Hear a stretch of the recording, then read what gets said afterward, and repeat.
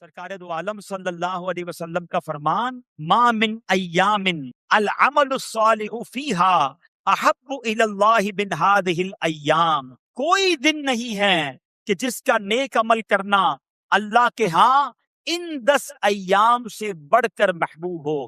یعنی عام دنوں میں نیکی کی جائے وہ بھی اللہ کو بڑی پیاری ہے، لیکن عام دنوں کی نسبت ذوالحجہ یعنی عشرہ ذوالحجہ جو ہے، ذوالحجہ کے جو پہلے 10 دن ہیں، اس کی نیکیاں اللہ کے ہاں بڑی محبوب ہیں۔ اور آگے ایک روایت میں ہے وَالْعَمَلُ فِيهِنَّ يُضَاعَفُ 700 ضِعْفٍ، ان دنوں میں نیکی کا ثواب 700 گنا بڑھا دیا جاتا ہے۔ تو سبحان اللہ، ان 10 دنوں میں خوب نیکیاں کیجئے، ہو سکے تو 9 دن روزے رکھیے۔ 10 ذوالحجہ کو عید والے دن روزہ نہیں رکھ سکتے کہ بلکہ 10، 11، 12، 13 یہ 4 دن، اور پھر عید الفطر 5 دن پورے سال میں روزہ رکھنا جائز نہیں۔ اور سبحان اللہ، علماء کہتے ہیں کہ جو 4 دن ہے نا بقرہ عید کے، یہ روزہ نہ رکھو، یہ اللہ کی طرف سے تمہاری دعوت ہے۔ حدیث پاک میں آتا ہے کہ جو حج کر لے حاجی کی بھی مغفرت ہوتی ہے، اور حاجی جس کی دعا کرے اس کی بھی مغفرت ہو جاتی ہے۔ حج تو سفری مغفرتوں والا ہے، مگر سنو، جو کوشش کر کے رمضان میں عمرہ کر لے، کیونکہ میرے آقا فرماتے ہیں جو ماہ رمضان میں عمرہ کرے وہ ایسا ہے جیسا اس نے میرے ساتھ حج کیا ہو۔ نبی پاک کے ساتھ حج کرنے کی فضیلت ملتی ہے، مگر یہاں ایک غلطی لوگ کرتے ہیں، عمرے کرتے اور حج نہیں کرتے۔ یہ نہ کریں، اگر حج فرض ہے تو سب سے پہلے حج کریں، کیونکہ جو فرض ہے نا وہ پہلے کرنا ہوتا ہے، نفل بعد میں پڑھنے ہوتے ہیں، ایسا ہی ہے نا۔ تو اگر حج افورڈ کر سکتا ہے تو جو اس کی شرائط ہے، استطاعت ہو گئی، سب سے پہلے حج کریں۔ لوگ کئی سالوں تو عمرے کر رہے ہوتے، حج نہیں کرتے۔ روایتوں میں آتا ہے، میرے آقا فرماتے ہیں، جس کا مضمون ہے کہ جو طاقت کے باوجود حج نہ کرے، مجھے کوئی پرواہ نہیں وہ یہودی ہو کر مرے یا عیسائی ہو کر مرے، یعنی اس کے ایمان پر خاتمہ نہ ہونے کا خوف ہے۔ تو جس پر بھی حج فرض ہو جائے وہ دیر نہ کرے، فوراً۔ لوگ کہتے ہیں یار بچے کی شادی کر لوں، پھر کاروبار سیٹ کر لوں، ذرا گھر بنا لوں، فلاں مسئلہ حل کر لوں۔ ارے اللہ کے بندے، تم اس سفر پر جا رہے ہو جو ساری دنیا کے مسئلے حل ہوتے ہیں۔ ہاں، حج پہ جاؤ، تمہارے ویسے ہی مسئلے حل ہو جانے ہیں۔ جس پر فرض ہو گیا ہے یا فرض ہو جائے وہ تو ضرور کرے، اور جس پر فرض نہیں اور تڑپ رہا ہے تو بھی دعا کرے۔ میرا کریم مولا بلا لے گا انشاءاللہ۔ موقع ملے تو کعبے کا غلاف پکڑ کے اسے گواہ بنانا کہ اے کعبہ مجھے بھول نہ جانا، میں نے بھی طواف کیا ہے، کلمہ پڑھنا، رو رو کے دعائیں کرنا، ایسا مقدس مقام ہے مکہ مکرمہ۔ سنو سنو، احادیث میں اور جس طرح قرآنی آیات کے ذریعے ہمیں مکے کے فضائل ملتے ہیں۔ نبی کریم علیہ الصلوۃ والسلام مکہ مکرمہ میں پیدا ہوئے، پیارے آقا علیہ الصلوۃ والسلام نے دین اسلام کی تبلیغ کا آغاز یہیں سے کیا۔ یہیں کعبہ مشرفہ ہے، اسی کا طواف کیا جاتا ہے۔ پوری دنیا میں جب ہم نماز پڑھتے ہیں ہمارا رخ کیا ہوتا ہے؟ منہ میرا کعبے شریف کی طرف، اسی کعبے کی طرف رخ کر کے ساری دنیا میں لوگ نماز پڑھتے ہیں۔ مسجد الحرام شریف بھی وہی ہے، اور اس میں ایک نماز کا ثواب 1,00,000 نماز کے برابر ہے۔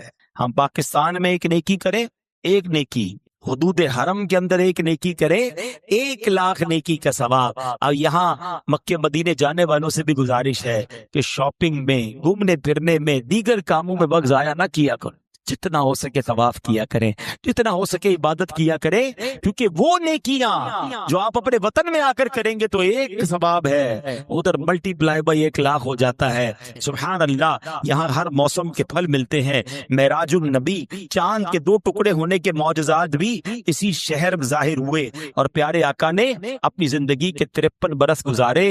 اور سنو، مکہ پاک وہ مقدس شہر ہے کہ جہاں حضرت امام مہدی کا ظہور بھی ہونا ہے، یعنی ایک عظیم واقعہ جو ہے وہ ابھی ہونا ہے قیامت سے پہلے، جو مکہ پاک میں ہوگا۔ اگر کسی سے پوچھے نا جس نے مکہ مدینہ دیکھا ہو کہ بتاؤ مدینہ کیسا ہے، مکہ کیسا ہے، تو یہ الفاظ میں بیان نہیں کیا جا سکتا۔ انگریزی میں ایک لفظ آتا ہے اسپیچ لیس، بندے کے پاس الفاظ ختم ہو جاتے ہیں کچھ چیزوں کو بیان کرنے کے لیے۔ اور یہی کیفیت میں شاعر نے ایک بڑا پیارا کلام لکھا، مجھے بہت پسند ہے یہ کلام، تو 2-3 شعر انشاءاللہ اس کلام کے میں پیش کرتا ہوں جو ہمارے موضوع سے ہی متعلق ہیں، اور انشاءاللہ جو مدینہ دیکھ آئے ہیں ان کے شوق کو اور بڑھائیں گے، اور جو نہیں دیکھ سکے انشاءاللہ ان کے دل میں بھی تڑپ بڑھے گی۔ اور بات یہی ہے کہ مدینے کی جو حاضری ہے نا وہ شوق سے ہی ہوتی ہے، وہ تڑپ سے ہوتی ہے۔ کبھی یہ نہ سوچیں میں غریب ہوں، میرے پاس پیسے نہیں ہیں، میرے پاس پاسپورٹ نہیں ہے۔ یقین کریں مدینہ پیسہ نہیں لے جاتا، پاسپورٹ نہیں لے جاتا، مدینہ شریف بلاوا لے جاتا ہے، تڑپ لے جاتی ہے۔ وہ شاعر کہتے ہیں نا، کہاں کا منصب کہاں کی دولت، قسم خدا کی ہے یہ حقیقت کہ جنہیں بلایا ہے مصطفیٰ نے وہی مدینے کو جا رہے ہیں۔ مکہ مکرمہ کے بارے میں اللہ تعالیٰ قرآن میں ارشاد فرماتا ہے وَإِذْ قَالَ إِبْرَاهِيمُ رَبِّ اجْعَلْ هَٰذَا بَلَدًا آمِنًا، اور جب عرض کی ابراہیم نے کہ اے رب عز و جل میرے شہر کو امان والا کر دے۔ مکہ امن والا شہر ہے، امان والا شہر ہے۔ ایک اور جگہ قرآن پاک میں پارہ 30 سورہ بلد کی پہلی آیت میں رب ارشاد فرماتا ہے لا اقسم بہذا البلد، اللہ فرماتا ہے مجھے اس شہر کی قسم۔ علماء کہتے ہیں جو ایک قسم کھائی ہے نا رب نے، چونکہ محبوب وہاں موجود ہے، وَأَنْتَ حِلٌّ بِهَذَا الْبَلَدِ، محبوب کی راہ گزر ہے، محبوب کا شہر مکہ ہے۔ اللہ نے اس شہر کی قسم ارشاد فرمائی۔ سبحان اللہ، میرے آقا کی شان وہ ہے کہ سیدی اعلیٰ حضرت لکھتے ہیں وہ خدا نے ہے مرتبہ تجھ کو دیا، نہ کسی کو ملے نہ کسی کو ملا، کہ کلام مجید نے کھائی شہا، تیرے شہر و کلام و بقا کی قسم، تیرا مسند ناز عرش بڑی، تیرا محرم راز روح امی، تو ہی سرور ہر دو جہاں ہے شہا، تیرا مثل نہیں ہے خدا کی قسم۔ اسی آقا کی ولادت کہاں ہوئی؟ مکہ مکرمہ میں ہوئی۔ یاد رہے نبی پاک نے اس دنیا کو آلموسٹ 63 سال اختیار فرمایا۔ ان 63 سالوں میں 53 سال نبی پاک نے مکہ پاک میں گزارے۔ ذرا سوچو یہ کتنا مبارک شہر ہے۔ آقا کا بچپن وہاں گزرا، نبی پاک کی جوانی وہاں گزری، نبی پاک کے شب و روز وہاں گزرے۔ ذرے ذرے پر مکہ پاک میں میرے آقا کی یادیں ہیں۔ پھر کعبہ وہاں ہے، صفا مروہ وہاں ہے، مقام ابراہیم وہاں ہے۔ اب ذرا فضائل سنتے جائیں کہ مکہ پاک کے، یاد رہے کہ عربی میں ایک انداز ہے کہ جس چیز کے شرف زیادہ، بزرگی زیادہ، مقام بڑا ہوتا ہے اس کے نام بھی زیادہ ہوتے ہیں۔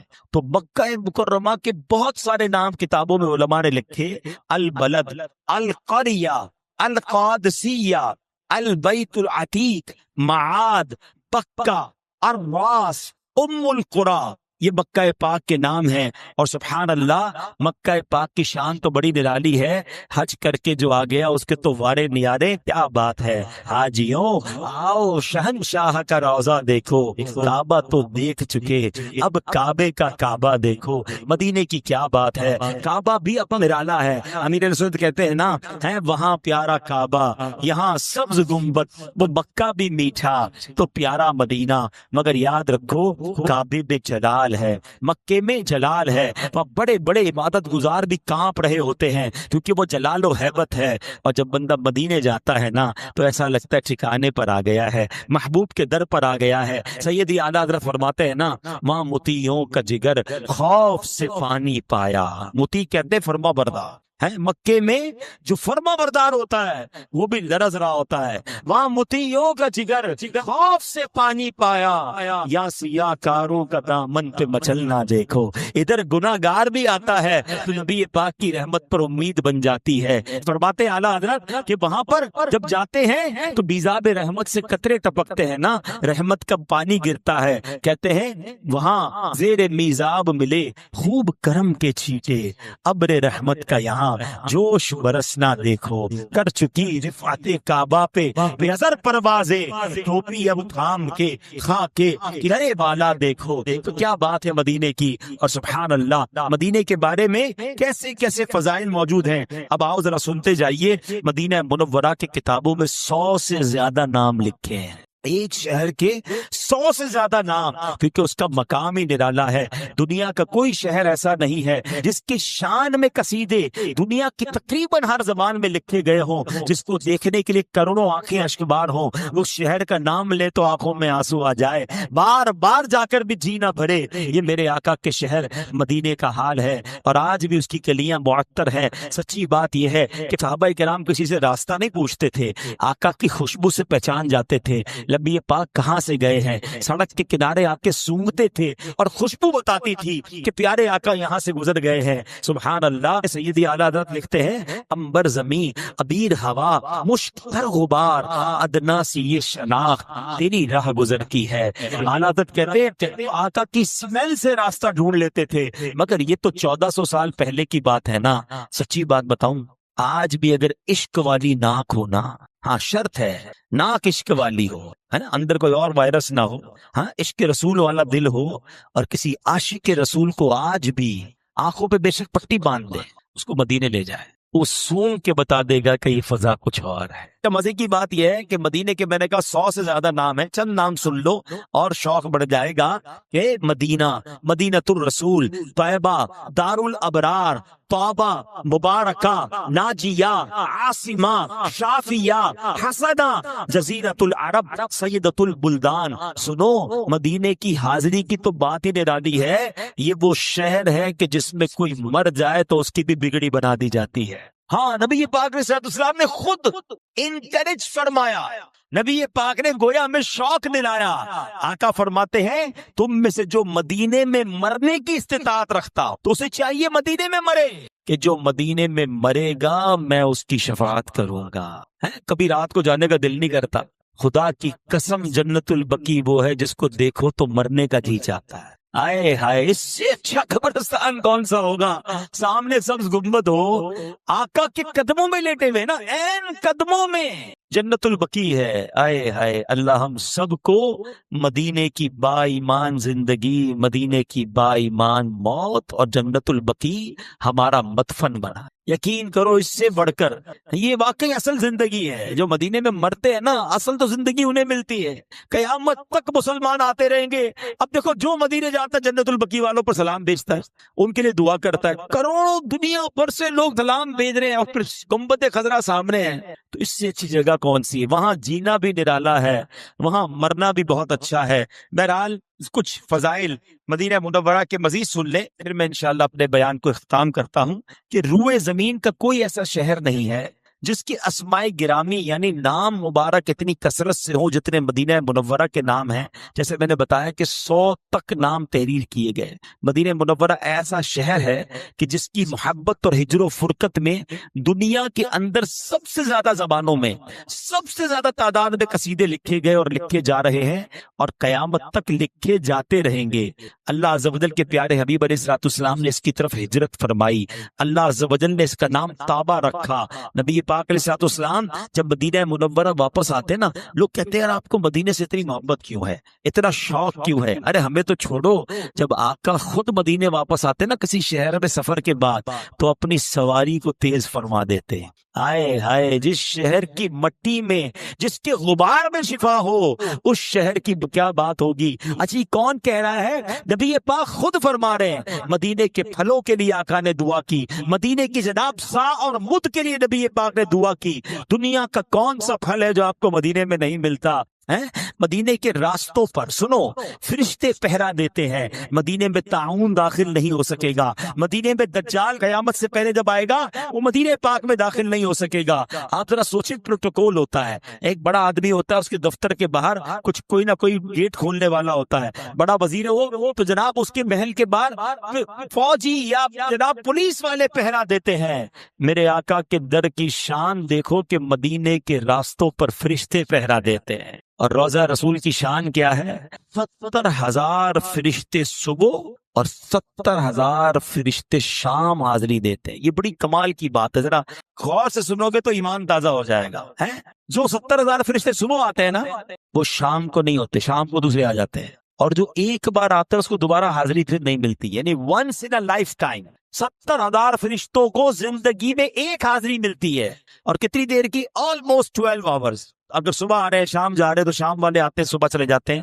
تو اب دو باتیں سیکھنے کو ملی۔ ایک بات تو یہ سیکھنے کو ملی کہ جب میں اور آپ روضہ رسول پر جاتے ہیں نا، اٹ مینز ہم فرشتوں کے درمیان کھڑے ہوتے ہیں۔ یہ وہ جگہ ہے جہاں فرشتے آنے کو ترس رہے ہیں، اینجلز معصوم ہیں، اللہ کی کیسی مخلوق ہے جو عبادت میں ہی لگی ہوئی ہے۔ ہم گناہ گار ہیں اور میں گناہ گار ان فرشتوں کے درمیان روضہ رسول پر کھڑا ہوں۔ سوال ذہن میں پیدا ہوتا ہے، جناب ایک بار کیوں؟ فرشتوں کو بار بار کیوں نہیں آنے دیا جاتا؟ تو اعلیٰ حضرت کہتے ہیں بات یہ میرے رب کے فرشتے اتنے ہیں کہ سب کو آنا ہے، اگر کسی کو بار بار آنے دیا جائے گا تو کروڑوں رہ جائیں گے، قیامت تک سب کو حاضری سمجھے، سب کی ڈیوٹی پوری ہونی ہے، سب کو ایک ایک بار حاضری ہو جائے ورنہ کروڑوں رہ جائیں گے۔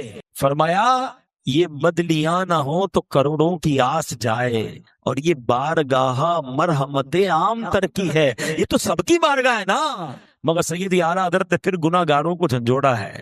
آپ کہتے ہیں گناہ گاروں سوچو تو صحیح، معصوموں کو تو عمر میں صرف ایک بار جو معصوم ہے ان کو ایک بار بلایا جا رہا ہے، اور آسی پڑے رہیں تو سدا عمر بھر کی ہے۔ ہمیں نہیں کہا گیا بھائی زندگی میں ایک حاضری چند گھنٹوں کی، نہیں، میرے غلام بار بار آ جاؤ۔ اور بلایا کیسے کہ آقا فرماتے من زارا قبری وجبت لہو شفاعتی، جس نے میرے روضے کی زیارت کی اس پر میری شفاعت واجب ہو گئی۔ ہائے ہائے ہائے، ہیں شفاعت واجب کرنے کا وعدہ ہم جیسے گناہ گاروں کی تو لاٹری ہے۔ مدینے جایا کرو، جب جب موقع ملے جایا کرو، کہ وہاں شفاعت کا وعدہ ہے، مغفرت کا وعدہ ہے۔ اور سبحان اللہ میرے کریم آقا کیسے ہیں، آپ کو پتہ ہے میرے آقا کی ایک عادت مبارک، چلو آج مدنی پھول بھی لو، کئی لوگ آج کل اللہ معاف کرے ایک تو سلام نہیں کرتے، سلام کو عام نہیں کرتے، ہیلو ہائے گڈ مارننگ، ایک تو یہ انداز، اور دوسرا اگر سلام بھی کرتے ہیں تو کہتے ہیں میں کیوں کروں، سامنے والا مجھے کرے نا، میں سیٹ ہوں یہ تو نوکر ہے، میں مشہور، میں بڑا آدمی، یہ چھوٹا آدمی۔ معاذ اللہ، ہم چاہتے ہیں کہ لوگ ہمیں سلام کریں، ہم پہل نہیں کرتے، اس کو اپنی کثرِ شان سمجھتے ہیں۔ آپ کو پتا ہے میرے آقا کی کیا عادت تھی، نبی پاک بچہ آئے یا بڑا آئے، جو بھی آئے سب سے پہلے میرے آقا سلام فرماتے۔ صحابہ کرام نے ایک بار سوچا کہ ایسا کرتے ہیں، نبی پاک کے پاس جاتے ہیں ہر بار آقا ہی سلام کرتے ہیں، اس بار ہم جا کے سلام کر دیں گے۔ پلان کیا، اور جیسے ہی دربار رسالت میں گئے، اس سے پہلے کہ صحابہ سلام کرتے، نبی پاک نے اپنی عادت کے مطابق سلام میں پہل ارشاد فرما دیا۔ اچھا یہ تو دور مصطفیٰ کی بات ہے نا، آپ سنو جو ایمان تازہ کرنے والی بات ہے، یقین کرو رونگٹے کھڑے ہو جاتے ہیں۔ علماء کہتے ہیں آج بھی اگر کوئی سرکار کا امتی روضہ رسول پر جاتا ہے نا، اس سے پہلے کہ وہ سلام عرض کرے آقا سلام ارشاد فرما دیتے۔ ہائے ہائے ہائے، وہ ہمارے نبی، ان کے ہم امتی تیری قسمت سے لاکھوں سلام۔ سوچو تو صحیح کیسے آقا ملے ہیں، ہمارا سلام، ہم مجھ جیسا گناہگار جائے آقا سلام فرمائے، پھر کیوں نہ مدینے جاؤں۔ لیکن سیکھنے کو کیا ملا کہ یہ تکبر، یہ جو روب، یہ جو میں کسی کو سلام کیسے کروں، میں کسی کو ساتھ کیسے بٹھاؤں، لوگ کھانا نہیں کھلاتے کسی کو اپنے ساتھ کہ بھئی میرے سٹینڈرڈ کا آدمی میرے ساتھ بیٹھے۔ اللہ اکبر، میرے آقا تو غلام کے گھر بھی جاتے تھے، پڑھتے تو بہت ہیں، سلام اس پر کہ جس نے گالیاں سن کر دعائیں دی، سلام اس پر کہ جس نے خون کے پیاسوں کو کبائیں دی، سب شعر یاد ہیں، مگر اپنی باری میں نہیں جناب، ڈرائیور ہے، خانسامہ ہے، وہ باہر بیٹھے گا، ہم اندر بیٹھیں گے، ہمارے ساتھ کیسے بیٹھے، کبھی نہ کرنا۔ نبی پاک کے اگر امتی ہو تو عاجزی اختیار کریں، جس کو جانے جس کو نہ جانے سلام میں پہل کریں، بلکہ پہلے ان لوگوں سے ملیں جن سے کوئی نہیں ملتا، تمہیں ان کی دعائیں ملیں گی، ان کے دل سے خوشی نکلے گی۔ تو بہرحال میرے پیارے اسلامی بھائیوں، مکے مدینے کی تو کیا بات ہے، میں ساری رات بیان کرتا رہوں نا، الفاظ ختم ہو جائیں گے، ان دو شہروں کی باتیں ختم نہیں ہوں گی، اتنی باتیں ہیں، اتنے واقعات ہیں، ہمارے اسلاف کیسے حاضری دیتے تھے، بزرگان دین کیسے حاضری دیتے تھے۔ امام مالک رضی اللہ تعالیٰ عنہ کروڑوں مالکیوں کے پیشوا ہے نا، آپ مدینے میں ہی رہتے تھے، اور جتنا عرصہ مدینے میں رہے اتنا عرصہ اپنے پیر میں چپل کبھی نہیں پہنے، کبھی پوری زندگی میں مدینہ منورہ میں رفع حاجت نہیں کیا، واش روم میں نہیں گئے، حاجت ہوتی مدینے سے باہر جاتے تھے۔ ایسے باادب لوگ گزرے ہیں، اور ہم مدینے جا کر ہنس رہے ہیں، کھیل رہے ہیں جناب، معاذ اللہ، کچھ لوگ تو موبائل پر پتہ نہیں وہاں بھی بیٹھ کے کیا کیا دیکھ رہے ہوتے ہیں۔ تو جائیں ضرور، مگر باادب جائیں۔ شاعر کہتے ہیں نا، سنبھل کر پاؤں رکھنا زائرو شہر مدینہ میں، کہیں ایسا نہ ہو سارا سفر بیکار ہو جائے۔ اور اب آخر میں ایک بات عرض کر دوں کہ جو بھی حج کر کے آئے ہیں، عمرہ کر کے آئے ہیں، اللہ آپ کو بار بار حاضری عطا فرمائے۔ دیکھیں تقاضا کیا ہوتا ہے، کوئی مجھ پر مہربانی کرے پھر میں اسے ناراض تو نہیں کرتا نا، آپ اپنے کلائنٹ کو ناراض نہیں کرتے، یار میرا کلائنٹ ہے، مجھے سودا دیتا ہے، مجھ سے کام کرتا ہے، مجھ جیسے گناہگار کو اللہ نے اپنا مہمان بنایا، اپنے گھر پر بلایا، نبی پاک نے اپنے در پر بلایا، مجھ جیسے کو تو، ایسے نافرمان کو تو کوئی نہیں بلاتا، انہوں نے مہربانی کی، ہمیں بلایا، تو ہماری ذمہ داری کیا ہے کہ اب انہیں راضی کیا جائے، اب اللہ کی نافرمانی نہ کی جائے۔ جو بھی حج کر کے آئے نا، یاد رکھو حج کرنے سے پچھلے گناہوں کی معافی ہے، اگلے گناہ کرنے کی پرمیشن نہیں ہے۔ آگے تو گناہ نہ کریں، اب تو نمازی بن جائیں، اب تو سنتوں کے عامل بن جائیں، اب تو حرام روزی چھوڑیں کہ آپ پر اور مجھ پر یہ مہربانی کی گئی۔ کروڑوں لوگ ترس رہے تھے، آپ کو پتہ کتنے لوگ حج پہ گئے اس بار؟ صرف 9 لاکھ۔ پوری دنیا سے 9 لاکھ میں بھی 5-10 ہزار لوگ کم تھے۔ 2 ارب مسلمانوں میں سے آپ کو اور ہمیں چنا گیا۔